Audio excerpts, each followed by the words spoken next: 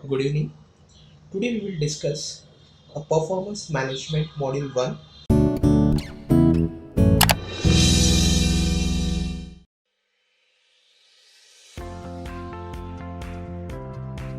Okay, in that we will learn how performance is being evaluated by the employer, or we can say the supervisor or the top level management of the organization. Okay, now we will discuss the meaning of performance management. Performance management का meaning क्या है? देखिए simple है, monitor करता है किसके performance को, employees के परफॉर्मेंस को। कौन करता है? एम्प्लॉयर। ओके, एम्प्लॉयर मतलब कौन होता है? बॉस। ओके, जैसे कि कोई टीचर है, उनके हेड एचओडी कहते हैं। ओके, जैसे कि कोई वर्कर है तो उनका हेड है सुपरवाइजर। तो उनके काम को जांचना, परखना, इवैल्यूएट करना, मॉनिटर करना, सुपरवाइज करना, ये काम होता है एम्प्लॉयर का, सुपरवाइजर का। ओके, और वो देखते हैं कि कौन कितना परफॉर्म कर रहा है, और जो अच्छा परफॉर्म करेगा उसके चांसेस होते हैं प्रमोशंस के। बट जो अच्छा नहीं परफॉर्म करते तो इसका ये मतलब नहीं होता है कि हमें उसको कंपनी से बाहर करना है। कंपनी से बाहर नहीं करेंगे, हम उसको चांसेस देंगे, ट्रेनिंग देंगे सीखने के लिए कि आप कैसे अपने परफॉर्मेंस को इम्प्रूव कर सकते हो, कैसे आप अपने परफॉर्मेंस को इम्प्रूव कर सकते हो। Okay, that is called as performance management. Second is the features of performance management. सबसे पहला इसके मेन फीचर्स के बारे में बात करेंगे। सबसे पहला है क्लियर मैट्रिक्स ऑफ सक्सेस, कि भाई आपको विजन होना चाहिए कि भाई हमें सक्सेस हासिल करनी है। We have to grab this success at any how. हम जो भी काम कर रहे हैं, ऑर्गेनाइजेशन देखिए कभी भी कुछ भी प्रोडक्शन करती है, वो ऐसे प्रोडक्ट्स के प्रोडक्शन करती है जो सच में मार्केट में उसकी डिमांड हो, उसकी नीड हो। ओके, वो ऐसे ही आउटडेटेड प्रोडक्ट्स का प्रोडक्शन कभी नहीं करेगी, क्योंकि ऑर्गेनाइजेशन को अपनी कॉस्ट को, अपनी एफर्ट्स को, अपने रिसोर्सेज को बचाने हैं, सेव करने हैं, सेफ गार्ड करने हैं। तो उनका क्लियर एक फोकस होता है कि हमें सक्सेस पानी है, और उसके लिए प्रोडक्शन करते हैं। देखिए अगर कुछ प्रोडक्ट्स उनके आउटडेटेड हो जाते हैं तो वो थोड़े समय के लिए प्रोडक्शन बंद भी कर देते हैं। Okay, second, N automated intuitive process. Automated का मतलब क्या है? यहाँ पे integration of HR plus technology. यहाँ पे हमने ज़्यादा करके मशीनरीज और न्यू टेक्नोलॉजी का भी इन्वॉल्वमेंट करना है, क्योंकि टेक्नोलॉजी आपकी प्रोडक्शन को ज़्यादा फास्ट पुशअप देती है कि वो आप प्रोडक्शन और जल्द से जल्द कर सके, कम समय में कर सके। Then 360 degree feedback. No, what exactly 360 degree feedback is mean? 360 degree feedback is all about that. जैसे कि कोई एम्प्लॉय है, एक एम्प्लॉय है, उसके बारे में top level management, middle level management and lower level management क्या सोचता है, that is called as a 360 degree feedback. मतलब आप मैनेजर से भी उसका फीडबैक ले सकते हो, उसके कलीग से उनका फीडबैक ले सकते हो, उसके जैसे कि टीचर होता है, देखिए टीचर, उसका फीडबैक आप देखोगे उसके कलीग से भी लिया जाता है, उसके एचओडी से भी लिया जाता है कि भाई ये परफॉर्म कैसे कर रहा है, लेक्चर में टाइम पे जा रहा है कि नहीं। फिर स्टूडेंट से भी लिया जाता है, लोअर लेवल स्टूडेंट्स, कि भाई ये सिखाने में कैसा है, ये प्रोफेसर सिखाने में कैसा है, कैसे ये वॉट एवर इट है। तो ये होता है 360 डिग्री। मतलब ये क्या, सब जगह से घूम के इंफॉर्मेशन ला रहा है, फीडबैक दे रहा है, रिव्यूज दे रहा है, व्यूज दे रहा है। Okay, then self evaluation tools. Self evaluation, देखिए टूल्स मतलब क्या होता है, यहाँ पे टूल्स मतलब स्ट्रैटेजीज होते हैं, और सेल्फ इवैल्यूएशन जैसे कि एग्जांपल लेते हैं कि कोई बंदा है, वो देखना चाहता है कि भाई मैं अपने करियर में या फिर मैं अपने रिजल्ट्स में कैसे इम्प्रूव कर रहा हूँ। तो उसके लिए टूल्स क्या अवेलेबल होंगे पता है? उसके टूल्स होंगे उसकी मार्कशीट्स। सपोज कोई बंदा है, वो ग्रेजुएशन में है, वो देखेगा कि मैं 10th में कितने परसेंटेज थे, 11th में कितने थे, 12th में कितने थे, फर्स्ट ईयर में कितने थे, SY में कितने थे, थर्ड ईयर में कितने आ रहे हैं। और अगर उसका देख रहा है कि वो ग्राफ बढ़ते बढ़ते बढ़ रहा है, इंक्रीज हो रहा है, तो ये सोच सकता है कि भाई हाँ, मैंने अपने ऊपर इम्प्रूवमेंट किया है। बट अगर देख रहे हैं कि 10th में ज़्यादा थे और 11th में कम हो गए, 12th में कम हो गए, FY में कम हो गए, SY में कम हो गए, TY में कम हो गए मार्क्स, तो वो देख सकता है कि भाई मैंने ओवर कॉन्फिडेंस में चला गया था, 10th में मेरे को अच्छे परसेंटेज मिले थे और मैंने आगे जाके कुछ ठीक से पढ़ाई नहीं की। तो what measures I have to take. Okay, then goal setting support. Goal setting supports हमेशा टॉप लेवल मैनेजमेंट का सपोर्ट होना चाहिए, क्योंकि वो गोल सेट करते हैं, गोल को डिज़ाइन करते हैं, और वो गोल्स को लीगल गोल्स को लीगल अप्रूवल देते हैं कि भाई हमें ये काम करना है। लाइक इंस्टेंट फीडबैक, कुछ जगह पे आप इंस्टेंट फीडबैक भी ले सकते हैं तुरंत, हमें ज़्यादा वेट करने की ज़रूरत नहीं। We can't wait for whole days, we can't wait for whole week, we can't wait for whole months, whatever it may be. Per day में भी हम ले सकते हैं information. Manager log, manager log is nothing but कि manager अपने departmental colleagues के ऊपर क्या व्यू दे रहा है कि भाई मेरे पास एफिशिएंट एचआर है या नहीं, या मुझे और एफिशिएंट लोगों की ज़रूरत है क्या नहीं, या मेरे पास सरप्लस है या शॉर्टेज है, इसके बारे में पता नहीं। Then excellent customer service, yes excellent. देखिए हम जो भी प्रोडक्शन कर रहे हैं, जो भी एडमिन का काम कर रहे हैं, एडमिनिस्ट्रेशन हो, प्रोडक्शन हो, एचआर हो, मार्केटिंग हो, फाइनेंस हो, इन्वेस्टमेंट्स हो, व्हाटएवर इट मे बी, ये हम क्यों करते हैं? क्योंकि हमारा मेन डेस्टिनेशन इज कस्टमर, कि कस्टमर तक हमारे गुड्स एंड सर्विसेज पहुंचने चाहिए और उन्हें हैप्पी करना चाहिए, उन्हें सेटिस्फाइड करना चाहिए। That is called as excellent customer service, excellent customer service.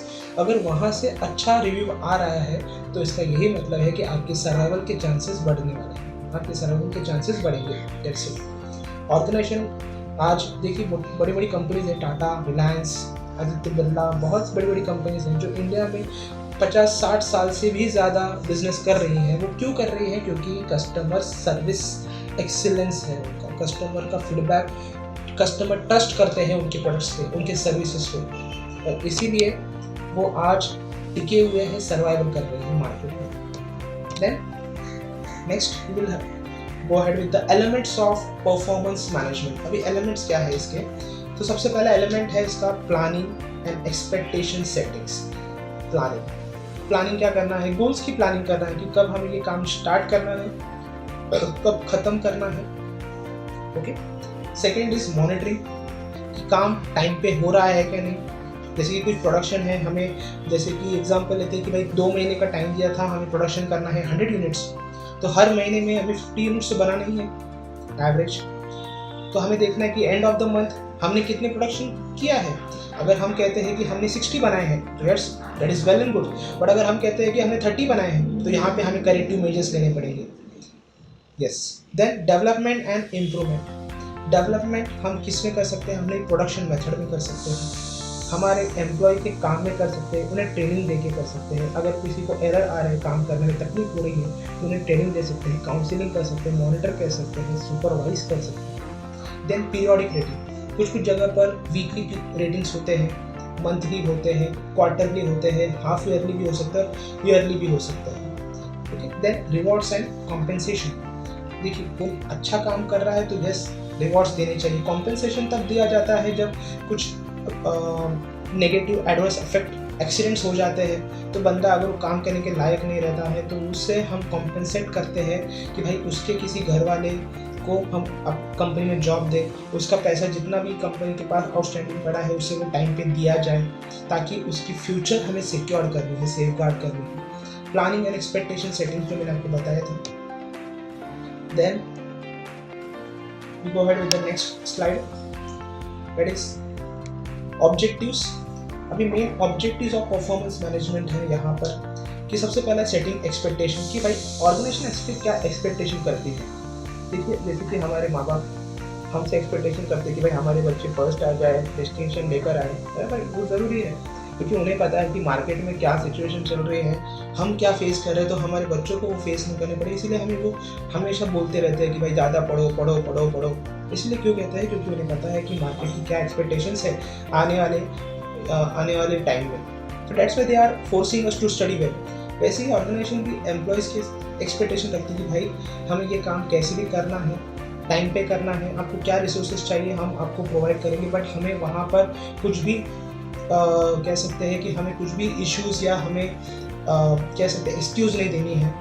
Then continuously monitoring performance, monitor तो करना ही है परफॉर्मेंस को, क्योंकि उसके बेस पे हमें सैलरीज इंक्रीमेंट करनी है। क्योंकि कौन अच्छा परफॉर्म कर रहा है और कोई परफॉर्म नहीं कर रहा है, फिर भी दोनों की सैलरी अगर एक ही रखे तो वो जो ज़्यादा एफर्ट लगा रहा है वो उसको डीमोटिवेशन होगा कि भाई मैं ज़्यादा करने के बावजूद भी मुझे उतनी सैलरी मिल रही है जिससे जितना उस बंदे को मिल रही है जो कुछ नहीं कर रहा है, जो कुछ भी नहीं कर रहा है, फिर भी उसको मेरे लेवल की सैलरी मिल रही है, demotivation. Then develop the capacity to perform. अपने कैपेसिटी पोटेंशियल्स को आप ज़्यादा करके हाईलाइट कीजिए कि मैं कितना काम कर सकता हूँ। मतलब ये तभी होगा जब आप अपने काम में पूरे इन्वॉल्व होंगे। काम में जो इन्वॉल्व होता है वही ज़्यादा करके कैपेसिटी पोटेंशियलिटीज दिखाता है, जो काम में इन्वॉल्व नहीं होता है वो ज़्यादा करके एक्सक्यूज दिखाता है। देन पीरियडिकली रेटिंग परफॉर्मेंसेस, मैंने अभी बोला कि कुछ ऑर्गेनाइजेशन में weekly, monthly, quarterly, half yearly उनके पीरियड्स रहते हैं। उस हिसाब से वो लोग क्या करते हैं, हर एक एम्प्लॉय की रेटिंग करते हैं कि कौन कितना अच्छा काम कर रहा है, किसको इम्प्रूवमेंट की ज़रूरत है, कौन एवरेज है। Okay, then rewarding good performance. Sir जाहिर सी बात है कि जो अच्छा परफॉर्म करेगा उसको अच्छा रिवॉर्ड्स मिलेगा। आप कभी देखिए स्कूल्स में कोई फेल होता है तो उसको अवार्ड नहीं दिया जाता, जो फर्स्ट आता है, सेकंड आता है, उसे ही अवार्ड दिया जाता है। देन करेक्टिंग पुअर परफॉर्मेंस, देखिए पुअर परफॉर्मेंस हो रहा है इसका ये मतलब नहीं कि हमें उन्हें सैक करना है या फायर करना है, हमें उन्हें भी लेके चलना है, उन्हें ट्रेनिंग देनी है, ट्रेनिंग दीजिए। ओके, ट्रेनिंग दे के हम उनके परफॉर्मेंस को करेक्ट कर सकते हैं। जैसे कि कोई बंदा रहता है, बच्चा रहता है जो उसके ग्रेड्स अच्छे नहीं होते, तभी उसको ट्यूशन लगाई जाती है, ट्यूशन लगाने के बाद उसके ग्रेड्स में इंप्रूवमेंट होती है, वो एक्सेप्शनल पास है, वो एजम्पशन है, होती है या नहीं होती है वो उसके ऊपर निर्भर है कि भाई अगर तुझे आगे बढ़ना है तो तू इम्प्रूव करेगा, अगर तुझे वही रहना है तो तू कुछ इम्प्रूव नहीं कर सकता। Then performance management process, performance management process में 4 इंपॉर्टेंट स्टेप्स है। सबसे पहले प्लानिंग करना कि भाई हमें ये काम कब स्टार्ट करना है, कब खत्म करना है, और इस सेकेंड इज कोचिंग कि ये काम करने वाले लोग कौन है, तो उन्हें सुपरवाइज करना है कि भाई उन्हें बताना भी है कि काम किस तरह से करना है, किस ढंग से करना है, किस स्ट्रैटेजी से करना है। रिव्यू, जब वो काम करेंगे तो हम उनका परफॉर्मेंस चेक करेंगे कि भाई ये काम टाइम टू टाइम हो रहा है, कि एम्प्लॉयज हमारे जो बंदे हैं, वर्कर्स है, वो उस काम को बराबर कर रहे हैं क्या। Then next is reward, time से पहले अगर काम खत्म हो जाता है तो यस उन्हें रिवॉर्ड देना चाहिए, चाहे वो मॉनेटरी हो या नॉन मॉनेटरी हो, वो कंपनी के पॉलिसी के ऊपर डिपेंड होता है।